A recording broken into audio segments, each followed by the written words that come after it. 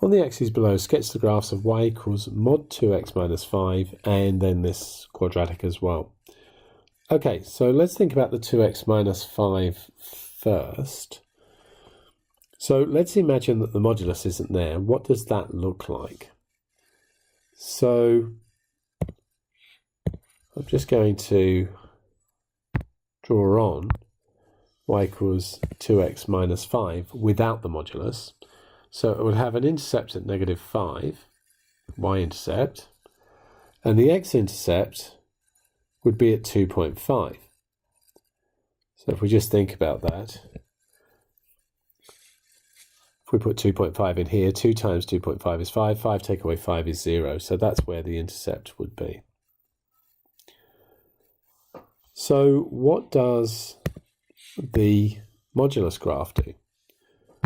Well, the modulus graph would follow this one down to that intercept that we mentioned at 2.5. So just there. And then it will bounce up from there. So it will bounce up and go through an intercept of 5. And let's just tidy that and put that. See if we can grab that line and just join them up there. And then I'll get rid of this one. If I was doing the exam, I'd have probably left the guideline in there. Okay, so we should obviously label that y equals mod 2x minus 5.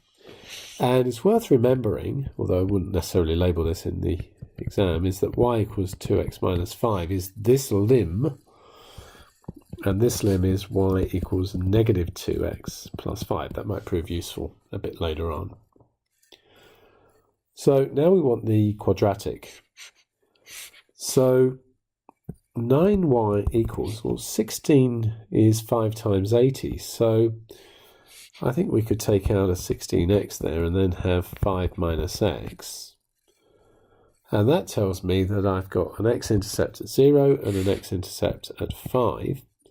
And because it's symmetrical, in this case, this curve must be sad because of the negative 16x squared, so it's going to be that way up. The maximum point is going to happen when x is 2.5. So this is actually the calculation, but I'll just go through it again. So we've got 16 times 2.5, x is 2.5, and then this bracket's also 2.5. Gives us 100, but of course it's 9y, so we need to divide by 9.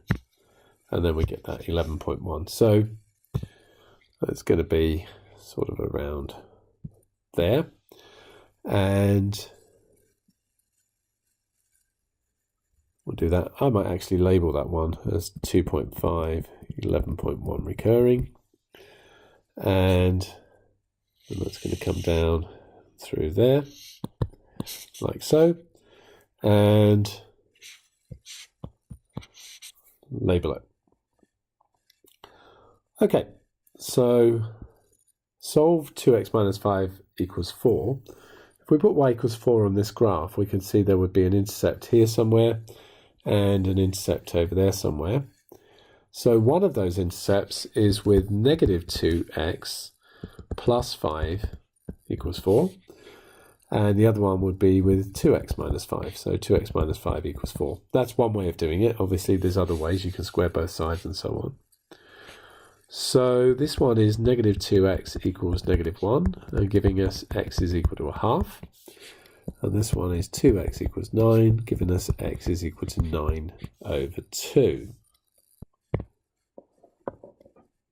So now we're asked to show that these graphs that we drew in the first place intersect at the points where y is equal to 4. So all I'm going to do is substitute y equals 4 in here and solve and show that we get those same x coordinates that we had in part 2. So if y is equal to 4, we get 36 is equal to 80x minus 16x squared, rearranging 16x squared minus 80x plus 36 is equal to 0. And, I think we should simplify before we try that. Everything divides by 4. So 4x squared minus 20x plus 9 is equal to 0. And I think we can factorise that. And in fact, because we know the result we're going for, it probably gives us a bit of a clue. 2x and 2x, 9 and 1. And make both of those minus, and that would give us the minus 20x in the middle. And that gives me x equals 9 over 2, or x equals a half, which is exactly what we wanted because that matches with part 2. So then part 4 says to us, hence find the values of x for which 9 times mod 2x minus 5, or 9y, is less than or equal to 80x minus x squared. So what we're looking for is where our modulus graph is below. So we can see it's below in between those values. We found a half, and 9 over 2 were where the intersections were. So we can say that x is, and it's less than or equal to, so greater or equal to a half, less than or equal to 9 over 2.